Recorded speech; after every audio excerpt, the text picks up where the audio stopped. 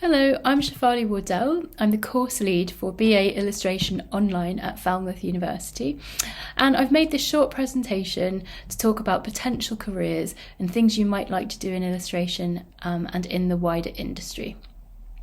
So firstly, what is illustration and why is it such a consistently popular subject to study at the moment? Well, it's essentially a subject that's all about creating visual communication and with storytelling at its heart. And I think that really helps to explain its longevity as a subject to study and a career to work in, because who of us don't love a good story? And that could be something personal in real life, like some personal gossip, or it could be a documentary, political, or a really good piece of fiction, and loads more. So as an industry, working in it can be really fun, exciting, and it can feel purposeful.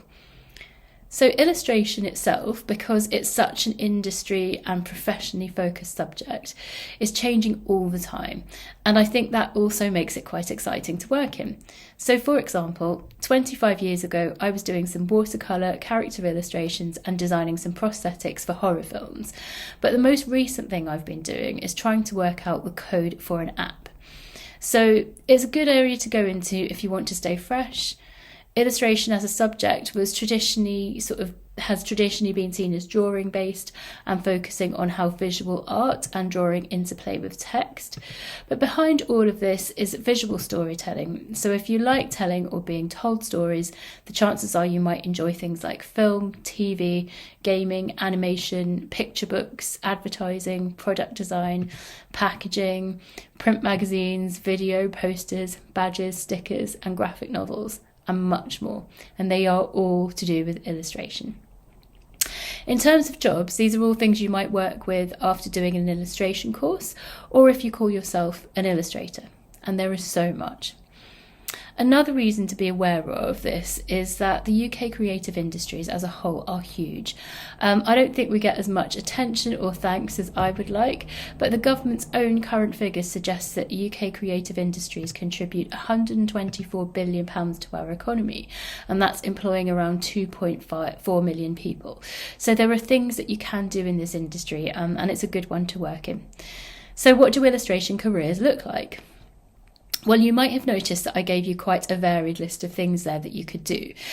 So it's certainly a career for someone who likes either variety or really wants to carve out their own role. And rather than just having a basic formulaic thing to do, they want to do their own thing. Illustration and the industry work so much with transferable skills. And as a result, I run a course that's very interdisciplinary by design, where we get students to thoroughly investigate their own personal interests and passions, like the things they really care about personally and or in the world. And that's ultimately what you turn into a career if you're an illustrator. So I think to start with, having an illustration career is about doing something every day that you really care about and that you really enjoy.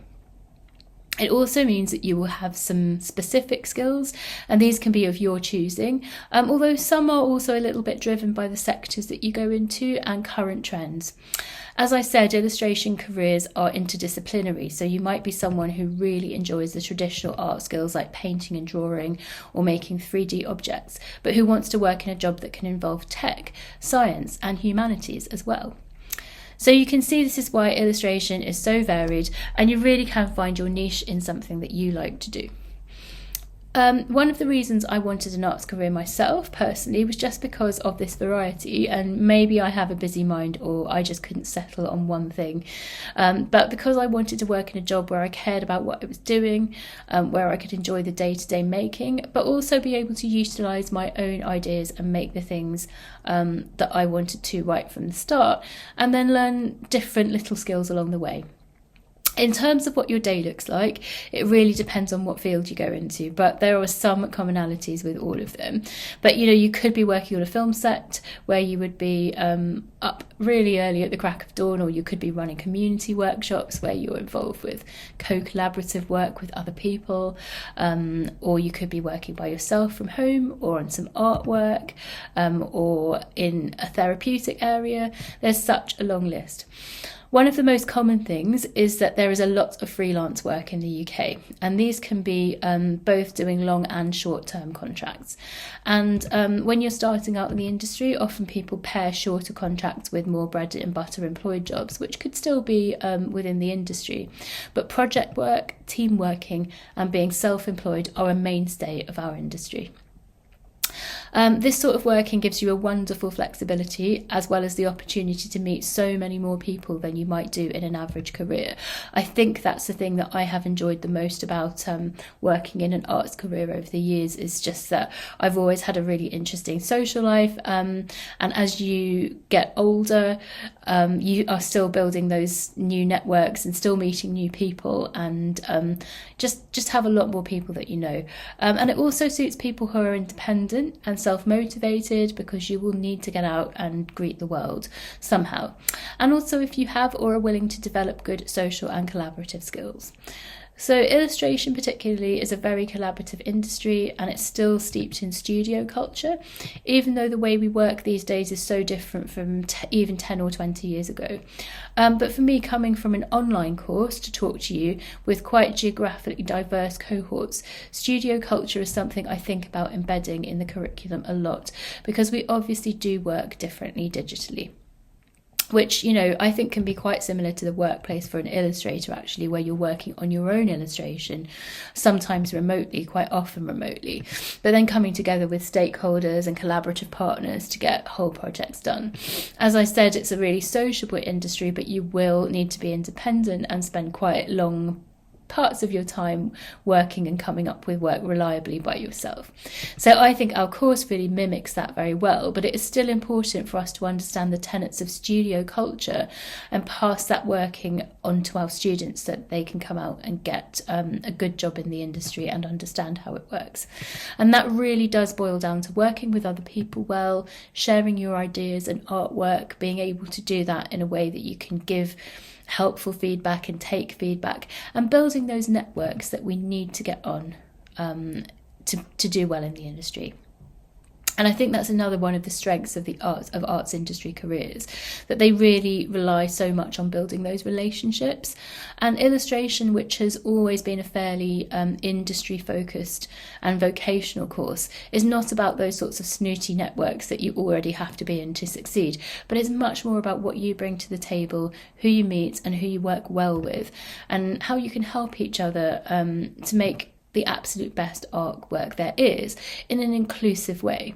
So whether you would be working on a film or doing game art or illustrating a children's picture book, in an illustration career you will always be part of a collaborative team. So what routes are there to enter the industry? As you can imagine, an industry that's very project-based is going to need a portfolio of your best work, and after that people can just apply for jobs normally as you would in other industries, or maybe you could send inquiries off to different projects that you would like to work on. And you can start with entry-level roles. These could be anything from project assistant work to working in design studios. I started out with project work, and I was making character illustration and prosthetics, so like horror character prosthetics. And I got into the work by doing lots of small jobs and just applying for them with my portfolio. Worked as a daily on films where I might go in and stick a gunshot wound or a gelatin ear or something on a character, and I would get paid by the day. And slowly I did enough work to be able to build that up and do the designs that I wanted to do. And as you do more work and you meet people, your portfolio builds. So you need some skills in some area that you like, and you need a portfolio. So if you did a course, that can help in that building stage to build up a portfolio and your skills. And what we do on our course is we do live briefs as part of that course that help people to develop some professional work in the industry and like a track record. So here's an example I put on the screen from Natasha Habel, who got to work with a Cornish map company called Little Birdie Guides. And this is a great example of some commercial work she got to do on the course that went out all over Cornwall. And that would be a really big, nice piece in her portfolio. Another route into the industry is that lots of people in the arts, but illustration in particular, do startups, and that's something we massively support at Falmouth. And it does help people who are very independent, who don't want to work for somebody else, to consider maybe starting their own business. Overall, a lot of illustrators want to work on independent projects, and I think that much of that comes down to what I said about the storytelling, because we do want to get our own stories out. And creativity and storytelling are such massive business skills that I think it's a subject that is really suited to maybe people having their own projects or their own companies. And also there's the whole academic side of illustration, where you could become a writer, researcher, teacher, lecturer, curator, and lots of other things if you studied illustration. So skills you would need to get into the career.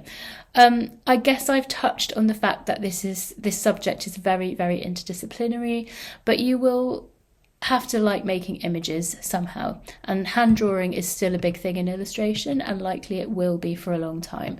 But all the skills you might use to make an image are going to be useful.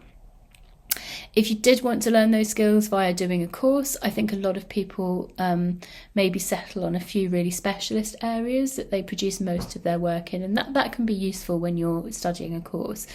However, I think the skills that really lead to you being able to get a job are having a good attitude to collaboration, a decent work ethic, and the ability to listen, engage, and reciprocate. Basically, it's worth having or developing good social skills in the arts. By the time you get to looking for jobs, it's taken for granted that you're going to work on your craft and produce excellent artwork anyway. But what will really get you the jobs is being pleasant to work with, being useful, and being reliable. So, advantage of studying the subject at university. I think you can actually go out there if you're a really strong artist with a strong practice and you can have a portfolio, but a degree is a fairly standard way into having that level of experience and portfolio that you need these days. And also, I guess, just building up those networks and those people that you can work with. Universities will give you lots of support, or at least our university certainly does, in terms of employability at the end of a course, and building connections in industry. So that's one reason to study at university, I would say. But I would tell anybody that wants to do that to look around for a degree that, as well as giving you all of that, gives you a chance to really gain some evidence of those other skills that I've mentioned as well. As I said, embedding studio culture, even on an online course, has really been an important part of creating this course that people can go into the industry with. And, that includes things like having a shared online workspace, live briefs within industry, group projects, live forums. So if you do want to do a degree, I would definitely look for a course that gets you industry ready in that way. So what are some actionable things young people could be doing right now to enhance their skills in this area? So to start with, make some illustration work. Anything you like will start building your skills. Any images you like, any drawing that you want to do, just give it a go. And develop some interests. In illustration, whatever you like is potentially what you could be working in. So if it's gaming or dog grooming or sports or doing Stranger Things cosplay or finding a new bubble tea flavour, these things actually could be built quite feasibly into an illustration career. So definitely live life and find lots of things that bring you joy, and you'll have a good library of things to refer to make work. You've got to be able to have some stories to tell, I guess, to be a storyteller. So live life. You might also want to look around you at all of the things that are designed and illustrated in our lives. I'm sitting here at my desk working, doing this, and I have a notebook. I can see there's a drinks can, an iPad, a coaster, some stickers on my desk, plus a laptop. All of those things have had some designer and illustrator input to even exist. So look around you for inspiration of the type of illustration that you want to work with. the things you want to see your designs on. And you can even start creating your own image bank of things that inspire you. So you could make a physical scrapbook, which I really like, or you could do something digital like a Pinterest board, keep photographs, but you won't be able to stop spotting illustration in the world if you're tuned into it. So definitely make yourself an illustration bank. And you might also look for people who are making work in any field where illustration is being used that you really like, and just look at what they're doing, what sorts of things got them into the jobs that they got into. So I hope that's been a little overview of illustration as an industry and a career choice, and thank you for listening.